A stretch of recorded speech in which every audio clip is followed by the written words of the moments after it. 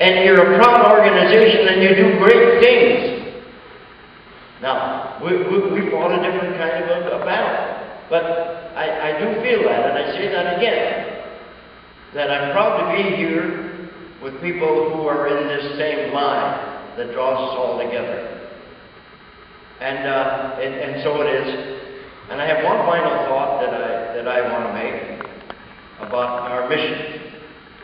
And they always talk about when you enter the service, you're fighting for a cause greater than yourself. And indeed you are. But sometimes it's very difficult for a teenage soldier to fully understand what that is, that cause is greater than himself.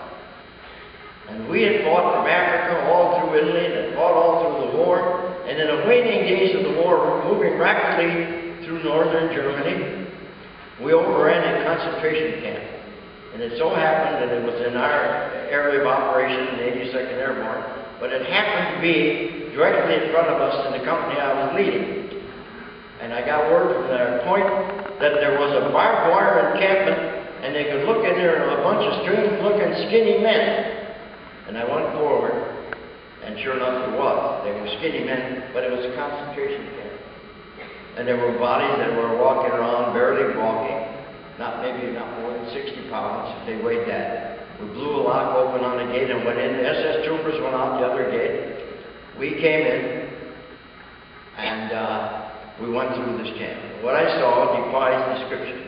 Man's inhumanity to man is the thing that you just can't understand. How men could do that to each other. How they could bring people into this camp and literally starve them to death and watch them die before the very eyes, and then throw them in a ditch and cover them up with dirt. And when I saw that, it really shook me. And it had an effect in my life. It's still a picture. And I talked to several of those guys.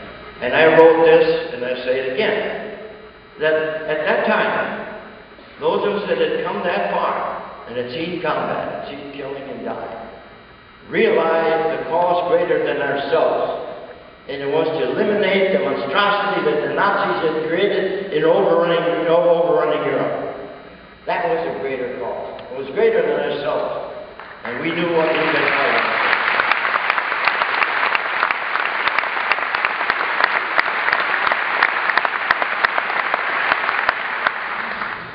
And so it is, as I stand here tonight again, I'll tell you honestly, I'm proud to be an American, to be in such a distinguished and dedicated company with daughters who are dedicated to the same principles and are working hard to advance our purposes.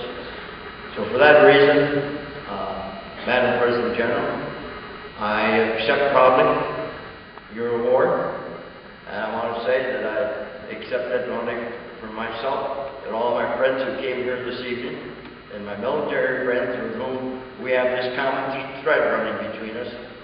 And I thank you very kindly for your hospitality and your kindness. It makes you feel proud to be an American.